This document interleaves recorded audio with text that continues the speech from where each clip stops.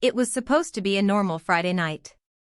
I had planned a small night out with friends at one of the city's most popular clubs, nothing fancy, just a chance to unwind after a grueling week at work. I had assumed my wife, Natalie, would be at home, probably catching up on her latest obsession with social media or binge-watching some show I didn't care about. I never imagined that by the end of the night, my life would feel completely upside down. Around 11 p.m., the music thumping through the club barely registered in my mind. I was halfway through a drink when I noticed that Natalie hadn't answered any of my texts. At first, I told myself she was busy or had gone to bed early. But as the hours passed, my unease grew. There was a nagging feeling I couldn't shake, a small voice telling me something was off. Finally, unable to sit still, I left my friends and made my way toward the bar. The club was packed, pulsating with energy. Lights flashed in sync with the bass, and the air smelled of alcohol and perfume.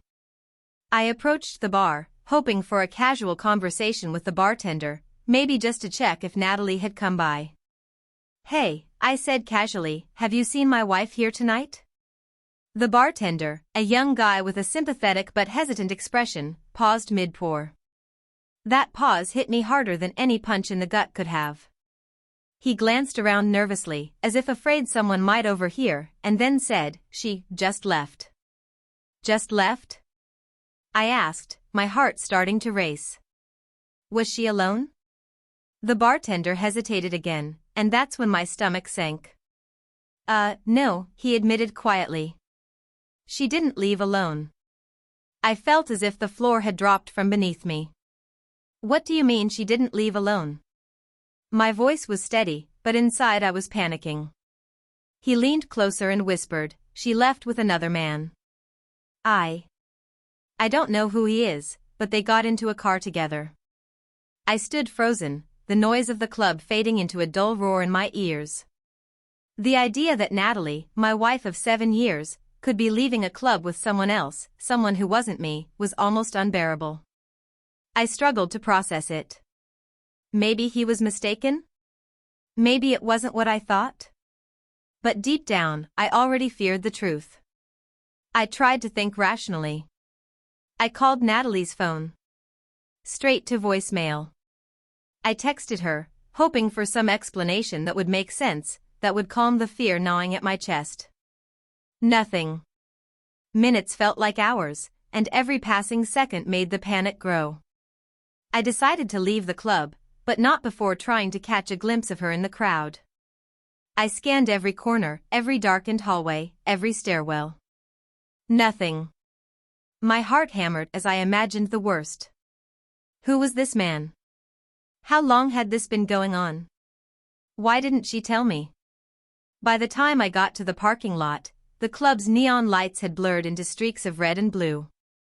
I asked around, showing Natalie's picture to a few security staff, but no one had seen where she went. I was on the verge of panic when I remembered something. The bartender had said car. I ran to the street, looking for any vehicle leaving the club. That's when I saw a sleek black car parked a few blocks away, headlights off, engine idling. My heart lurched as I spotted Natalie in the passenger seat, laughing, her hand casually resting on the man's knee. Everything inside me broke. I didn't know if I should scream, run, or just collapse on the pavement. I felt betrayed, humiliated, furious, and completely powerless all at once. My friend's earlier warnings about tension in our marriage flashed through my mind. I had dismissed them, thinking they were just overreactions. Now, standing in the cold night, I realized I had been blind. I didn't confront her that night. I couldn't.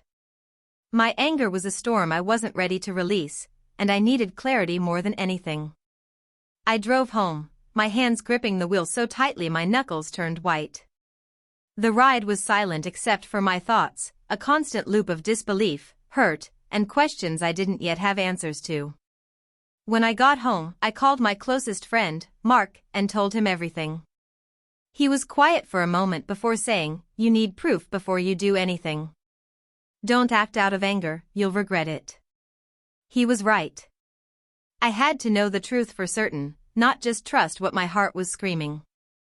The next day, I hired a private investigator.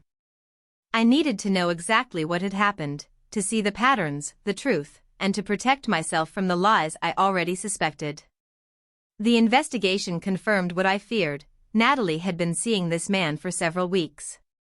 Photos, videos, and messages laid bare a betrayal I had never imagined. Armed with this evidence, I confronted her, not with tears, not with pleading, but with facts. She didn't deny it. She didn't apologize. Her calm, detached admission cut deeper than any angry outburst could have. "It happened," she said.